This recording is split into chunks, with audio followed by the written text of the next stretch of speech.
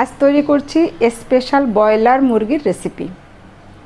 আমি যেভাবে তৈরি করি, প্রথমে হলুদ, লবণ এবং মরিচের গুঁড়ো চিকেনে মেখে ভেজে নিতে হবে। হালকা ভেজে উঠায় নেওয়ার পরে এই তেলের ভিতর আবারও তেল, গরম মশলা এবং পেঁয়াজ দিয়ে কিছু সময় ভেজে নিব। পেঁয়াজ, গরম মশলা ভাজা হয়ে গেলে আমি এখানে 1 চামচ আদা বাটা, 1 বড় চামচ রসুন বাটা, 3 টেবিল চামচ পরিমাণ টমেটো এবং পেঁয়াজ পেস্ট করে রেখেছিলাম দিয়ে দিলাম।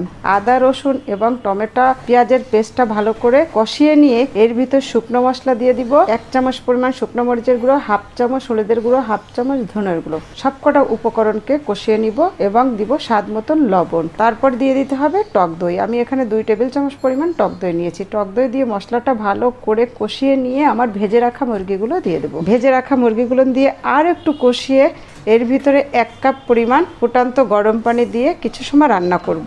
ভালো করে গরম পানি দিয়ে রান্না হয়ে যাওয়ার পরে আমি